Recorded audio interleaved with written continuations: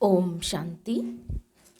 राजयोगी जीवन की आधारशिला ब्रह्मा भोजन, इस बुक से हम सभी सुन रहे हैं। आज हम सुनेंगे आदरणीय राजयोगिनी ब्रह्मा कुमारी रजनी दीदी जी, जापान। उन्होंने कहा है, ब्रह्मा भोजन भगवान के नज़दीक आने का साधन है। दीदी जी को प्रश्न पूछे गए हैं। पहला है, दीदी ब्रह्मा भोजन की क्या विशेषता है? दीदी जी का उत्तर है, हमारा खाना भगवान को याद करके आसक्ति के बिना बनाया हुआ होना जरूरी है।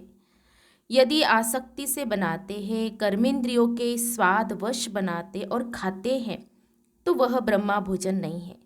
भोजन एक तत्व है, 5 तत्वों में से। उस तत्व को हम बाबा के वाइब्रेशन से शुद्ध करने के लिए भोग लगाते हैं।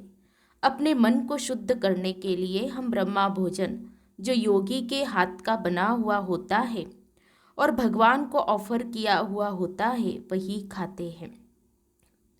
नेक्स्ट क्वेश्चन, दीदी ब्रह्मा बाबा ने कभी भी दुग्ध उत्पादों के लिए मना नहीं किया है। दूध के लिए आजकल जानवरों के ऊपर अत्याचार हो रहा है।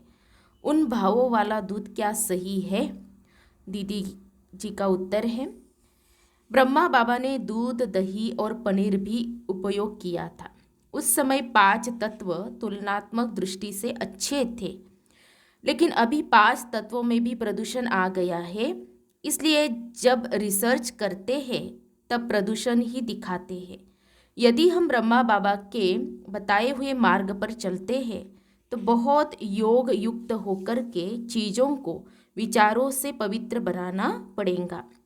कई लोग स्वास्थ्य के कारण भी इन्हें नहीं खाते हैं।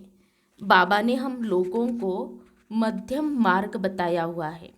मिलिट्री वालों को परिस्थिति आती है तो बाबा ने कहा हुआ है, दृष्टि देकर खा सकते हैं। हम भी दृष्टि देकर खा सकते हैं। यह भी एक आनंद है। बाबा कहता है, तुम मुझको भोग लगाओगे एक जन्म, सारा कल्प मैं तुमको खिलाता रहूँगा। भोग भगवान के नज़दीक आने का साधन है। जब हम उसको याद करते हैं 3 मिनट 5 मिनट, उस समय बाबा कुछ डायरेक्शन भी दे सकते हैं हमारे जीवन के लिए कि क्या होने वाला है, क्या करना है, क्या सोचना है। तो बहुत प्रकार की उन्नति है। नेक्स्ट क्वेश्चन, दीदी ज्ञान में चलने वाली कई बहनें सेंटरों में या लौकिक में 10-12 दिन 18 दिन खाना नहीं खाती है। जब खुद नहीं खाएगी तो बनाएंगी नहीं तो बाबा को खिलाएंगी नहीं। क्या यह सही है? दीदी जी का उत्तर है, एक बार डबल विदेशियों को भोजन के लिए बताया गया था कि यदि तुम बहुत बिजी हो तो दूध गर्म करके उसमें थोड़ी चीनी, केसर, इलायची डालकर ही बाबा को ऑफर करो। प्यार से ऑफर करो, जरूर करो। ऐसा दिन न हो कि ऑफर न हो। कई लोगों के पास समय होता है परंतु सुस्ती के कारण नहीं बनाते, वह गलत है। अपनी हेल्थ के कारण नहीं बनाते, वह उनके ऊपर है। परंतु बाबा को तो भूखा नहीं रख सकते। बाबा के लिए कुछ भी बना करके भोग लगाना ही है। बाबा को तो नहीं चाहिए, शक्ति तो हमको ही चाहिए। हम अपने लिए ही कर रहे हैं। नेक्स्ट क्वेश्चन, दीदी कई बहनों से यदि यज्ञ में कुछ नुकसान हो गया, कुछ गलती हो गई तो खाना छोड़ देती है। दीदी जी का उत्तर है, खाना छोड़ना तो हठ योग हो गया। अपने अंदर जो खराब सोच रूपी खाना है उसको छोड़ना है। विचार भी तो एक खाना ही है ना। खराब विचार उत्पन्न नहीं करने हैं। मैं समझती हूँ हम योग करें और कम खाएं। दीदी मनमोहिनी ने एक बार बताया था कि गलती हो गई तो योग में बैठो, महसूस करो तो परिवर्तन होगा। और खाना कम खाओ, लेकिन एकदम छोड़ देना, अपने को दंडित करना, ये तो हठ योग हो गया। नेक्स्ट क्वेश्चन, दीदी आजकल हम सुनते हैं कि मूली भी नहीं खानी चाहिए, क्या सही है? दीदी जी का उत्तर, ब्रह्मा बाबा ने कहा था मूली नहीं खाओ क्योंकि उससे थोड़ी सी दुर्गंध आती है। प्याज लहसुन हमारी कुछ ग्रंथियों को उत्तेजित करते हैं, इनसे हमको मेडिटेशन में रुकावट लगती है, इसीलिए नहीं खाते हैं।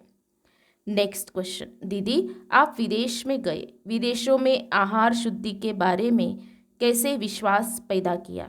दीदी जी का उत्तर, हम लोगों ने उनको समझाया कि जैसा अन्न वैसा मन।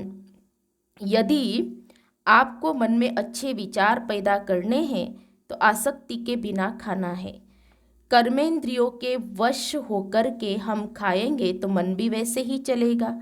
जो लोग मीट अर्थात मटन मछली खाते थे, उन्होंने देखा कि सात्विक भोजन खाने से उनका मन अच्छा सोचता है। अपने पर प्रयोग करके देखा तो उनको विश्वास हो गया। लास्ट क्वेश्चन, दीदी आजकल प्रकृति हर जगह अपना विकराल रूप दिखा रही है, ऐसे समय पर ब्रह्मा भोजन के प्रति कैसा दृष्टिकोण रखें? दीदी जी का उत्तर, अभी तो ऐसा समय आ चुका है कि कभी भी कुछ भी हो सकता है। मनुष्य कहते हैं खाना न मिले तब भी इंसान चल सकता है, लेकिन पानी के बिना नहीं चल सकता है। जितना हो सके हम अपने को इतना तैयार रखें, खाना नहीं मिलेगा तो भी गुस्सा न आए, भावुक न हो जाए, हम अपने को समझा सके। लगभग तैयारी तो रखते ही है, फिर भी अपने को स्थिर तो बनाना ही पड़ेगा। कई बार लोगों को खाना नहीं मिलता है तो लड़ते हैं, लूटमार करते हैं। हमारी वह आदत न हो। यदि हम अपने को पहले से ही मन से तैयार कर ले तो स्वयं को फायदा होगा। इसलिए बाबा कहते बच्चे कम खाना खाओ, कम से भी हम अपने शरीर को चला सकते हैं। आसक्ति से नहीं खाओ। पानी भी दूषित होता जा रहा है। ड्रामा का यह दृश्य भी पार तो करना ही है। खाना नहीं मिल रहा है इसलिए शरीर छोड़ दे, नहीं।